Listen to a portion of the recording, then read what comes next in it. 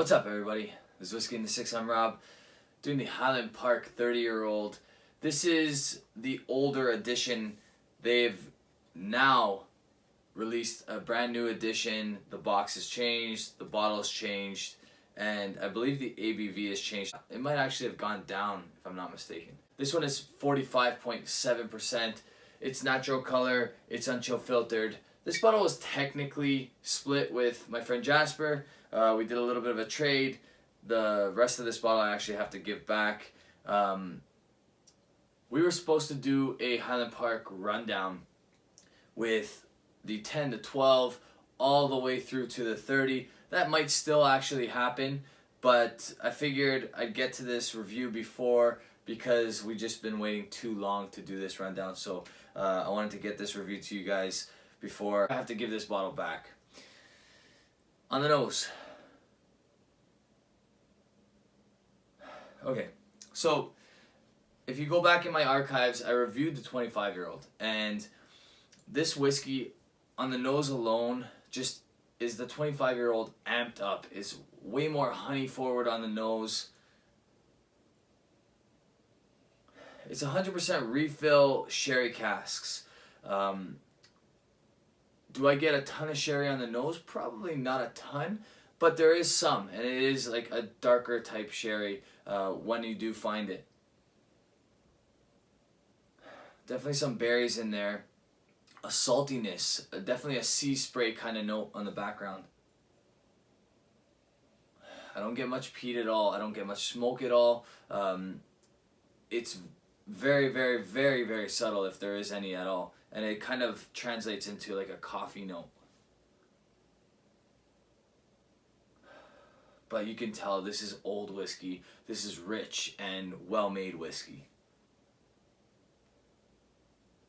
Wow. Beautiful on the nose here. This is the type of whiskey you can nose for a very, very long time. Somehow the maltiness has survived over the years.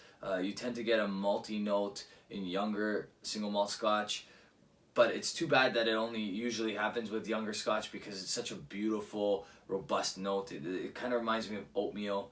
I get that here.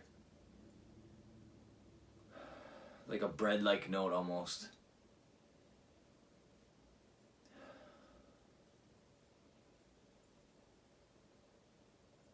Like a bread pudding even. There's like a vanilla note, that bread and cream, and sometimes there's a little bit of a hit of alcohol in bread pudding. That's what I'm getting here. Just beautiful nose. On the palate,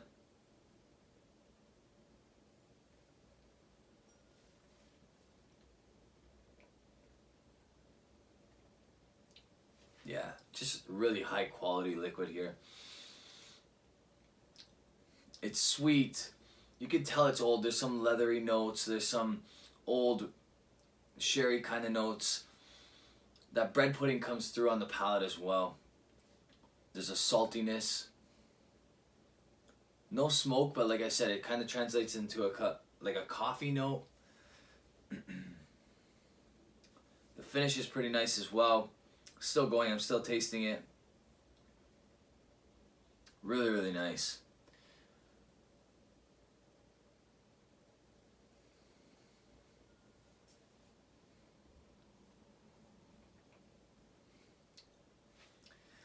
This is almost too easy to drink. And I guess if there's any knock on it, it's that it's a little too easy to drink. You would probably want to like hit this back really quick because it's so smooth and so welcoming. There's no real heavy, challenging notes to it. So I guess that's the one knock I would have on it. Obviously, we always ask for the ABV to be a bit higher, but I feel like with a 30-year-old Highland Park, it's okay to be at the minimum ABV where they can just keep it unchill filtered and not have to worry about the cloudiness. So that's why Highland Park bottled a lot of their older stuff at 45.7. And honestly, this is just really, really good scotch. Mark-wise, when I compare it to some of the things I gave high 90s or at least mid 90s, they're usually cask strength things. The only ones that weren't cask strength that I can think of off the top of my head were the Springbank 25, the Springbank 21, the Benriach 22, a couple others. This one's obviously not cask strength at 45.7, but still, that should not take away from the quality of the experience here. And for that reason, I have to give this one a 94. It's excellent stuff. Just beautiful whiskey. I think you would really enjoy it. If you have an opportunity to buy this, buy it from the UK because they tend to be a little bit better in price. I don't know if there's going to be any of the older version, this version, left. I believe it sold out like 2 or 3 months ago when the new one was announced and released. But at the time, I think I got another bottle, which is right here, for 830 Canadian or 850 Canadian. I can't remember exactly, from the UK. So the moment I tried this in a blind tasting, I knew I had to have it, and I knew I had to buy a backup, basically. So I did. Really good stuff. 94 at least, and I might be being a little bit harsh, and that's probably because I'm so used to drinking cask strength whiskey these days that I'm always looking for that heavy experience. But I can honestly see why people would give this a 96 or up. It's that good. But 94 for me. Really, really good stuff. You guys won't regret it if you have an opportunity to buy a dram somewhere or split a bottle with a bunch of friends.